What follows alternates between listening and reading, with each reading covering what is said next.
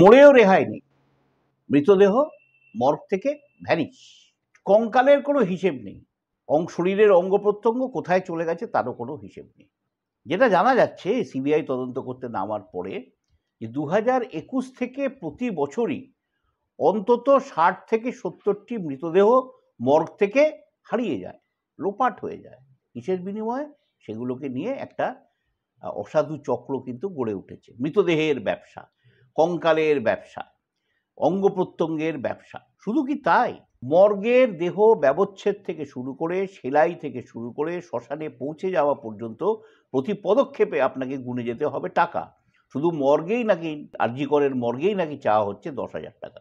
তো এখন আমার যেটা মনে হচ্ছে সেটা হচ্ছে, যদি এটা নিয়ে পরিষ্কার একটা তদন্ত করা হয়, সবকটা মেডিকেল কলেজ হাসপাতাল নিয়ে তদন্ত করা হয়, গোটা স্বাস্থ্য ব্যবস্থা নিয়ে তদন্ত করা হয়, তাহলে কিন্তু দেখা যাবে যে এই অভিযোগ প্রত্যেকটা হাসপাতালের মর্গের বিরুদ্ধে রয়েছে। কীরকম? আপনাকে একটা উদাহরণ দিয়ে বোঝাই। আপনার নিকটাত্মীয় বৃদ্ধ বাবা বা মা হয়তো দুজনের সঙ্গে, মা বা বাবার সঙ্গে, মানে বাবা মা দুজন একসঙ্গে ট্রেনে আসছিলেন নিজেদের বাড়িতে। মাঝপথে তিনি একজন এদের মধ্যে মারা গেলেন।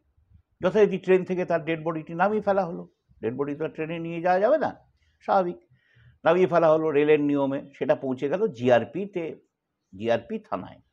জিআরপির ওইখান থেকে আপনার ফোন নাম্বার জোগাড় করে, আপনার ঠিকানা জোগাড় করে আপনাকে খবর দেওয়া হলো এই ঘটনা ঘটেছে, আপনি দ্রুত আসুন। আপনি পৌঁছলেন গভীর রাত্রিরে, হয়তো হাঁপাতে অনেক কাঠখড় পুড়িয়ে। আপনি প্রথম যে লোকটির সঙ্গে ওখানে গিয়ে দেখা হবে আপনার, তার নাম হচ্ছে ওইখানকার মর্গের ডোম, ওই জিআরপির মর্গ বা সংশ্লিষ্ট থানা, অর্থাৎ স্থল পুলিশের, আমাদের রাজ্য পুলিশের মর্গ অথবা কলকাতা পুলিশের মর্গ, সেখানকার যে ডোম, তার সঙ্গে আপনার দেখা হবে। সে বলবে, আপনার তো ডেড বডিটাকে ঠিকঠাক রাখতে হবে। আপনি বলবেন, হ্যাঁ রাখতে হবে। বলে, এখানে তো প্রচুর ইঁদুর, বড় বড় ইঁদুর, এত বড় বড় ইঁদুর সব খেয়ে ফেলছে, সব ডেড বডি সব খেয়ে ফেলে, নাক, মুখ, চোখ, তারপরে আরও অনেক নরম নরম জায়গা আছে তো শরীরে, সেগুলো সব খেয়ে ফেলবে। আপনি সকালবেলা উঠে চিনতেই পারবেন না এ ভদ্রলোক আপনার কে ছিলেন। তো কী করতে হবে না, আপনি দিন আমাকে পলিথিনের পয়সা দিন, সেগুলো সেলাই টেলাই করে আমি ওটাকে সংরক্ষণ করে রাখি, যাতে ইঁদুরে ওরা ছুঁতে না পারে। কত দিতে হবে? 500 টাকা দিন। যাই হোক, সে 500 টাকা দিয়ে আপনি খানিকটা রেহাই পেলেন। তারপরে আরও দফায় দফায় আপনাকে চা খেতে, পান বিড়ি সিগারেট খেতে, নানা রকমভাবে টাকা ফাকা দিতে হলো। টেয়ার পরে সকালবেলা কিন্তু এই লোকটি আপনার মর্গে ডেড বডিটা পৌঁছে দেবে। কত তাড়াতাড়ি পৌঁছতে সে পারছে, কেন রাত্রিবেলা কিন্তু কোনো পোস্টমর্টেম হয় না। এটা কিন্তু ঘটনা, খুব জরুরি দরকার না থাকলে রাতে কোনো পোস্টমর্টেম হয় না। সকালবেলা সে পৌঁছবে, কত তাড়াতাড়ি সে পৌঁছবে তার উপরে নির্ভর করছে সেখানে আপনার সেই নিকটাত্মীয়ের সব ব্যবচ্ছেদ কত তাড়াতাড়ি হবে। এবার আপনি সেখানে গেলেন, সেখানে গিয়ে একজন লোক আপনার কাছে এসে জিজ্ঞেস করল, কি দাদা তাড়াতাড়ি আছে তো? আপনি যথারীতি হয়তো সারা রাত জেগে আছেন, আপনার ভালো করে খাওয়া হয়নি, আপনি চাও খেতে পারেননি হয়তো 1 কাপ। আপনি বললেন, হ্যাঁ ভাই তাড়া তো আছে, ঠিক আছে এক কাজ করুন, আমি দেখছি কত তাড়াতাড়ি ব্যাপারটা হয়, আপনি এক কাজ করুন তো, আমার 500 টাকা দিন। তো যাই হোক, এরকম বিভিন্ন অঙ্কের টাকা আপনি দিতে থাকলেন। যথারীতি সময় পেরিয়ে গেল, আপনার এই সব ব্যবচ্ছেদ হলো না। হতে যথারীতি বিকেল গড়িয়ে গেল, কিন্তু ইতিমধ্যেই আপনার বেশ কয়েক দফায় টাকা দেওয়া হয়ে গেছে, কি না তাড়াতাড়ি করা হচ্ছে। আজকে প্রচুর ভিড়, সেই জন্যে এখানে টপকে যেতে হচ্ছে। তো তারপরে হলো কি ব্যাপার না, তো পোস্টমর্টেমটা হয়ে গেছে, এবারে সেলাই করতে হবে ডেড বডিটা, তার জন্য তো পয়সা লাগবে। পয়সা দিলেন আপনি, সেখান থেকে যদি আপনি শ্মশানে পৌঁছন অথবা কোনো গাড়ি নিয়ে গেছেন সঙ্গে করে, যেখানে আপনি ওই মৃতদেহটি নিয়ে আপনার বাড়িতে পৌঁছবেন, তার জন্য ওই গাড়িতে তুলতেও কিন্তু আপনাকে দিতে হবে টাকা। আরজি করে নাকি এই হিসেবটা হচ্ছে 10,000। অন্য জায়গায় কত সেটা অবশ্য আমরা জানি না। এই রকম যদি তদন্ত হতে থাকে অবশ্যই বেরোবে এই ব্যাপারটা। অর্থাৎ এই মর্গের ম্যাল প্র্যাকটিস কিন্তু নির্দিষ্ট কোনো আমলে যে হচ্ছে তা কিন্তু নয়, প্রত্যেকটা আমলে হয়ে এসছে।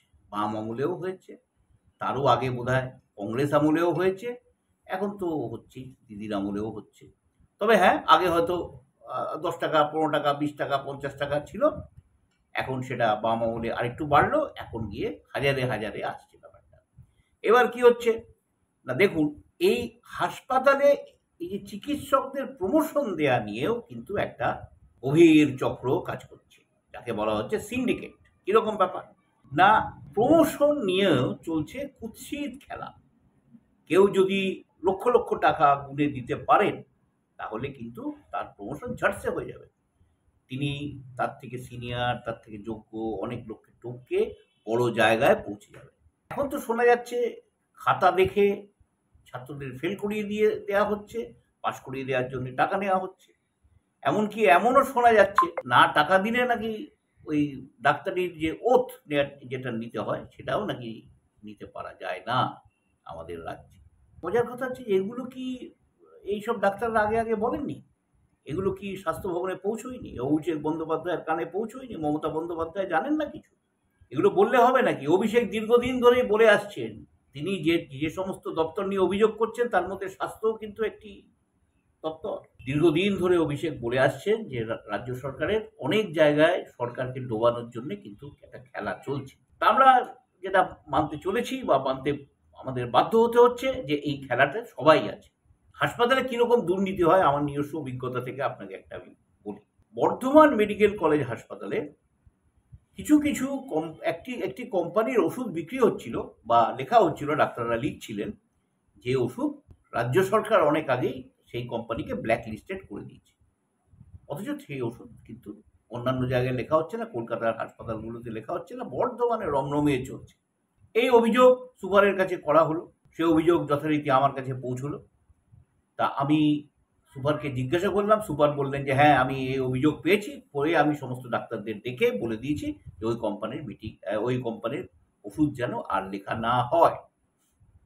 মজার কথা হচ্ছে ঠিক তার পরের দিন কিন্তু ওই যে ওষুধ কোম্পানির মালিক তিনি কিন্তু চলে এলেন এবং যে সাংবাদিক এই যে অধম যে খবরটা লিখেছিল তাকে জিজ্ঞাসা করা হওয়া শুরু করলো, মানে তার ঊর্ধ্বতন কর্তৃপক্ষ তাকে জিজ্ঞেস করতে শুরু করলেন যে তোমার কাছে যে অভিযোগ করেছিল তুমি কি তার সে সত্যি না মিথ্যে, সে জাল না কি ধরনের লোক, তুমি কি সেটা যাচাই করেছো?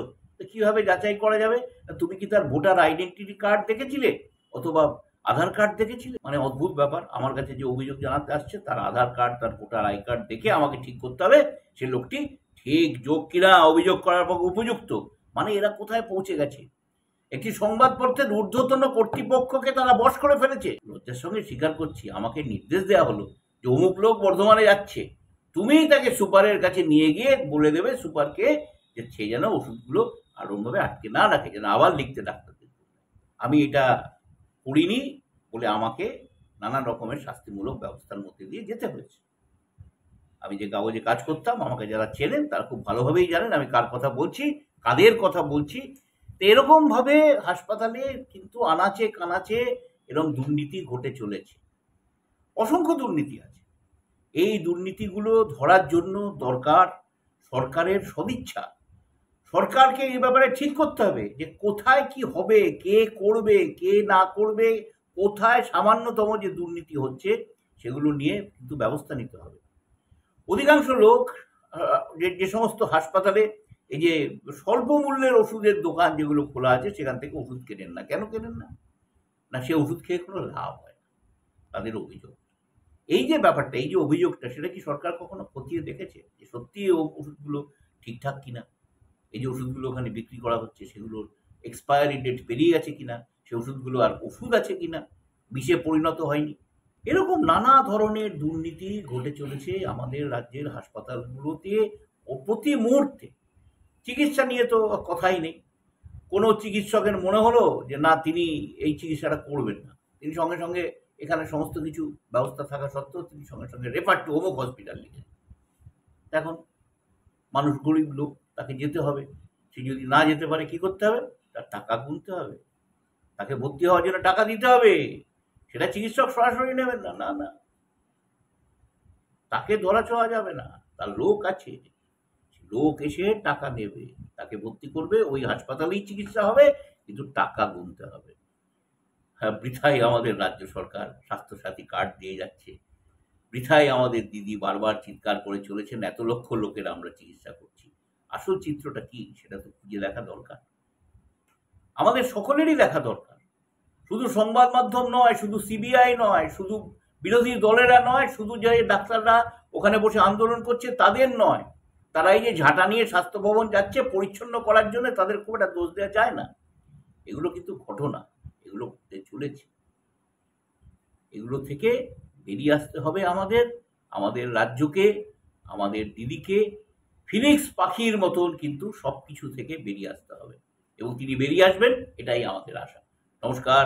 আমাদের এই ভিডিও যদি আপনাদের ভালো লেগে থাকে তাহলে সাবস্ক্রাইব করুন, শেয়ার করুন এবং লাইক করুন। বেঙ্গল পলিটিক্সকে এগিয়ে চলতে সাহায্য করুন।